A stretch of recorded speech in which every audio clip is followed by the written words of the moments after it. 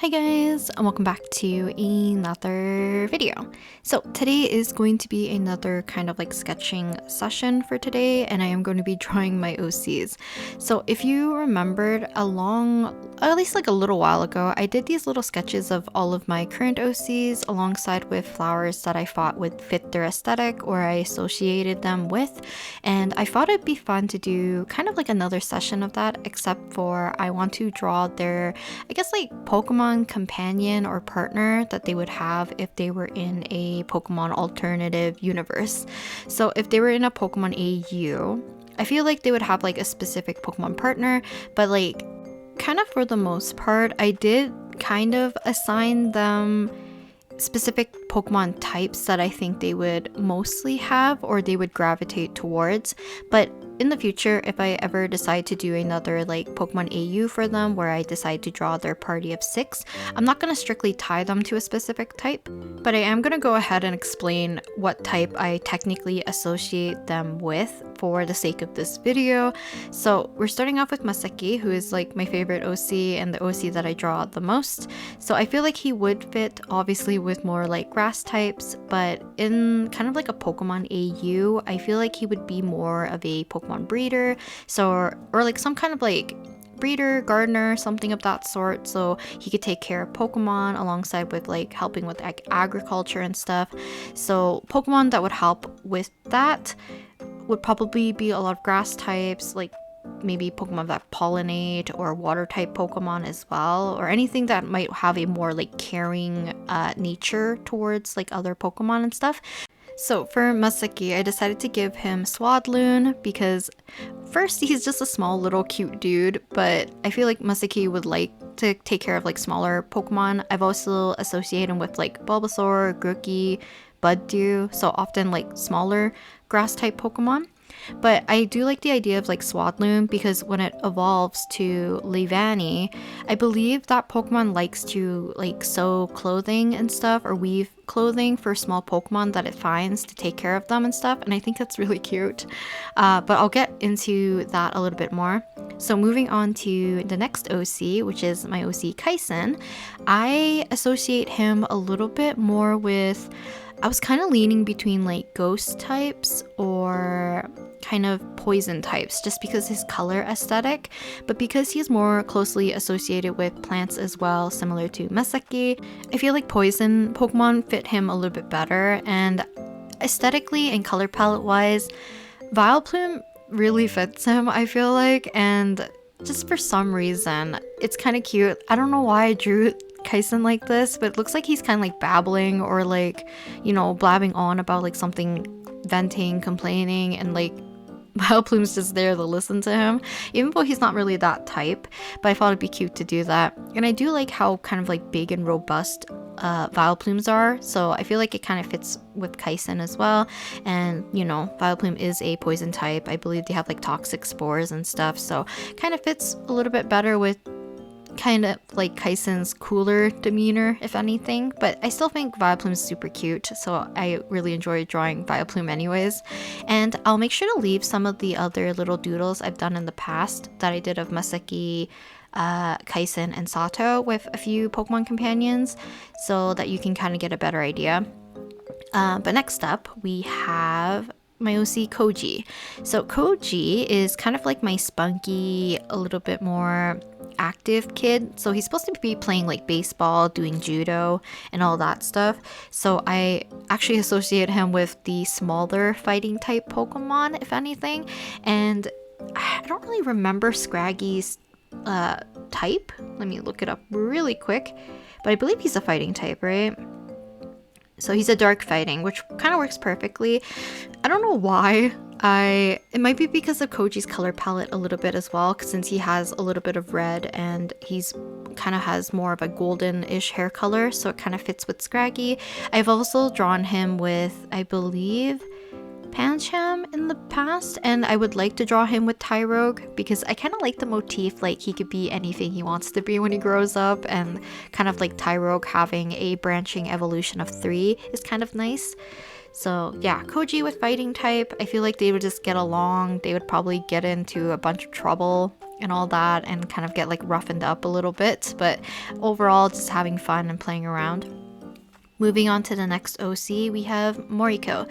So Riko is because she's like a newer edition of my OCs. I should probably also preface this video with saying that I forgot to draw Selwin, so I do apologize. I know in the flower one I did draw Selwin, but for some reason he kind of slipped my mind when I was like searching up Pokemon that I think would fit the best with each of my OCs. So yeah, out of the bunch, Moriko is technically the newest of the OCs, and I don't know, I was struggling a little bit to figure out if I was using this as a crutch too much of like their color palette specifically, but she does have a little bit more of a darker wardrobe. So two Pokemon that I was kind of like debating between was giving her, or I guess three. So I was either really set on ghost type or really set on dark type. So dark is what I went with, and I decided to go with Weavile, which I believe is a dark ice, and you'll see a little bit that she parallels or like matches a little bit with Sato because they are like kind of like best buddies, best friends. But Weavile color palette kind of fits Moriko, and there's like, I don't know, just something about like the coolness, sleekness of them that I really like together, because I feel like if I do make Moriko more into the fashion industry, I do think like the claws of Weavile could come in handy, or kind of fits that kind of motif of maybe fashion and like styling and stuff, which could be cool. So after that, we have my OC Sato. So Sato, I've always associated, and I've drawn her several times with this Pokemon actually, both digitally and traditionally in the past. And I associate her with more like steel or ice types. So luckily, the Alolan Sandslash is both of those, so it fit perfectly for her, I guess, like type of Pokemon that I associate her with. And because it's also ice, I think it fits well with Moriko having an ice type Pokemon too, so I feel like they would get along. And you know, maybe if they go on like a little I don't know, journey together, then those two can also just be friends. Maybe it's a cute idea, I'm not sure. So I tried my best to kind of tailor the poses a little bit with the personality of the OC, alongside with if I wanted to make them interact. So I've always drawn Sato a little bit more affectionate towards her Sandslash, because I feel like she would think Sandslash is like so cute, and that might be a personal opinion. I just love Sandslash's face. It's just like a little bit mouse-like, so I find it so adorable. I know it's like more based on like a shrew, because Sandshrew, I don't know, the face is so cute, even though he's like so spiny and like sharp and stuff. So yeah, so Alolan Sandslash for Sato. And then moving on, oh, I guess I didn't really explain. So I also deem Sato a little bit more of that cool type, and her color palette's a little bit more on the cooler side too, being white and kind of like teal, navy, and sometimes just like some cooler blues as well. So I feel like color palette wise also fits Alolan Sandslash a little bit better. But moving on to the last slot for my OCs, which is my OC Akimi. So Akimi, I've associated him with psychic types, and I was gonna play around with the idea of him being psychic steel as well. So the Pokemon that I was gonna potentially kind of like switch around between, but I have drawn him with Rio Nicholas before, which is one of my favorite Pokemon as well. But I feel like it's just a cute visual dynamic between the two. Could be fun to play around with. But the other Pokemon that I feel like would fit more aesthetically and kind of fits into that psychic steel kind of realm of Pokemon type is Bronzong or Bronzor or whatever, or even like, I guess like Beldum. I think Beldum, is Beldum a psychic or is it just steel? I don't remember, but I feel like that aesthetic also kind of fits for Akemi as well. So maybe in the future if I draw more, I'll maybe associate those with him.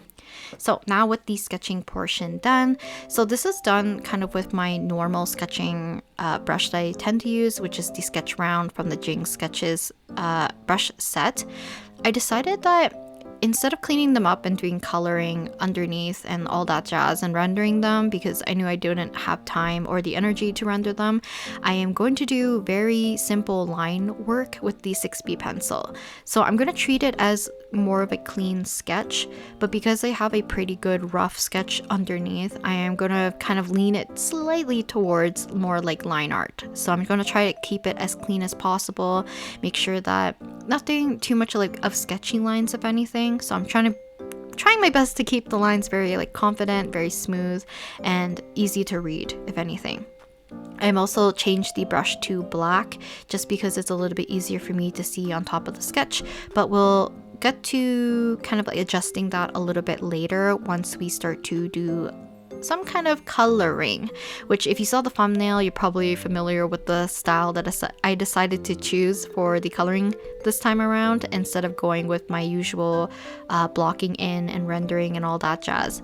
So because I skipped around and I wanted to take a little bit of time of talking about each of the companions for each of my OCs, for Morico, I did not complete what I was trying to say, where the other Pokemon that I kind of wanted to associate her was Umbreon as well, because that's another personal favorite that I like, and I feel like it could fit also with Moriko's personality, just because I do like how, I don't know, it's a little bit on the cute side, but it's like also sleek, a little bit more, I don't know, it's like a little bit cool, if anything. I don't know, I really like Umbreon a lot, so Umbreon could possibly be another Pokemon associated with Morico in the future. I also do apologize that if you're not really a Pokemon fan, all these things that I'm saying probably don't really make sense to you, so maybe you'll just enjoy the process of me working in a more sketchy, doodly-ish style. Like, I don't know how to describe this. I'm treating it very like traditional art-ish, so I like the texture of the 6B pencil quite a bit, and whenever I do a particular style of coloring, I like using the 6B pencil the most just because it does have a little bit of that traditional art-esque kind of aesthetic, and I think it fits the coloring style that I will go with a little bit later. So in terms of the eye style as well, I'm keeping things simple, and I'm matching how I did my original sketch by kind of just coloring in a dark circle and then erasing for a highlight and leaving in that as is. But later on, we will be adjusting the colors slightly, and I'll add back in their appropriate eye color to the individual OCs so that it still reads as their actual eye color instead of just pitch black darkness. So another thing is that for my chibis, because I struggle liking my chibis a lot of the time. Sometimes when I work like more of headshots, I like them a little bit more because I feel like they read a little bit like shorter, if anything. But whenever I do full bodies, I kind of regret always making them so elongated and just like, it feels like a giant head on something that has at least a little bit more of like normal proportions, so they get a little bit thinner and longer, which sometimes I don't mind and sometimes it bothers me because I wish to have more of a chunkier, kind of more squat chibi style that reads a little bit more cute rather than something like my elongated chibis and they read a little bit more detailed and just, I don't know. I feel like they're just a little less cute than what I would prefer. So maybe I need to do more simplifying and experimenting with that. So I will enjoy drawing my chibis more often because I don't draw them as often as I used to. And it does make me sad that I don't. Probably because I don't really enjoy drawing them as much. Maybe it's because I don't like what they look like, but who knows. So we're getting closer to the end of our line art or clean sketch phase, and yeah, I was initially going to just clean up the OCs and add the colors underneath, but because I wanted them to have a slightly more finished look, I decided to not go with that style, which is why I ended up doing more of a like traditional-esque looking one.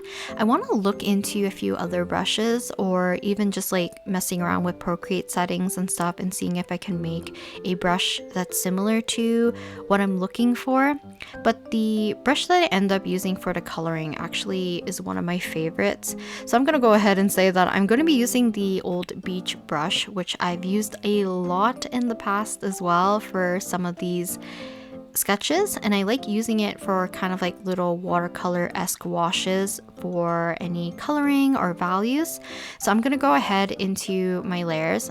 and we're gonna alpha lock my line art for a little bit later, but also because I want to change this to be a little bit warmer. So I'm changing it to a brown, which has a little bit more of a red tinge to it. Then going ahead to select the old beach brush, I'm going to do a base tone of what I usually use is like a peach tone. I'm also changing the canvas color to be a very kind of like manila-ish color to give it a lot of warmth. I find that it kind of just helps the color seem a little bit warmer altogether, kind of like in a more harmonious way, if anything. So for the most part, the white or the lightest part of the canvas, which I have as like this manila color, will be kind of like my white of the canvas. So every time I add any colors with the old beach brush, I try my best to pick colors that are always at least darker than what my current canvas is, because I find that even like using white on a mid-tone background with the old beach brush, because it's so light and a little bit translucent or transparent, it does make things look a little bit more muddy. So I do like making sure that my base of my lightest tone is the current canvas, and then I'm treating the old beach brush as literally just the shadows. So I'm going ahead and making sure that when I'm using the brush, if I want like a more solid fill and less of a, I guess, like weird edge between overlapping of colors. So sometimes you see this like if you're using water-based markers and you go over and overlap, sometimes like the places where you overlap becomes darker. So this brush kind of has the same thing. So like for Moriko's face, I'm trying to do it all in one pass if I can. But for the most part, I'm not too careful when it comes to like overlapping and stuff for this brush, because it does have a little bit of a texture, so I don't really mind. So I don't treat it too preciously. But for the most part, when I'm using the brush, I tend to make it a little bit on the smaller side just because I want to keep a little bit of the canvas showing for some areas to leave highlights alongside with rim lighting, just to create a little bit more depth. And you'll see later that I'll try to take advantage of some of the edges of where my brush doesn't fill in color so that we can make it appear a little bit more like watercolor, if anything. So the next stage after putting down the first pass, I'm going to alpha lock that first pass with the old beach brush. And after that, if you alpha lock with something that already has a texture, luckily the texture remains, so it makes it a lot easier for me to switch brushes to the painting brush that I like to use and slowly kind of add in color. So for Kaisen, his hair is a lot darker, and I find that using not too dark of colors works the best for a more watercolor-ish look, to let some of the colors bleed into one another in a very organic looking way, if anything. So I'm trying my best to let a lot of that orange still peep through here and there. Now we're coming to my favorite part, where adding Vileplume's like kind of reddish color on the top of their petals and leaving some of the orange is one of my favorite parts of this piece, just because I don't know if it's the contrast or just the softness. I do like kind of mimicking that texture or that look of where you let two wet washes of watercolor bleed into one another, and you kind of leave like a soft, nice blend, but you can clearly see like the difference in colors. So I'm trying my best to kind of retain that when I'm doing these second passes of color, if anything. So you'll see that I oftentimes, when I'm laying down a color, if I think it's too dark, I will select the color that's currently on the canvas, and because it's already a lot lighter than what I initially have selected, it naturally gets lighter and lighter. So it makes it a little bit easier for me to blend it out and kind of like leave it as a bridge between the darker color and the already orange pass that I have laid down on the canvas. I don't know, for me it's just like a little bit of an easier way to make it look more watercolor-esque.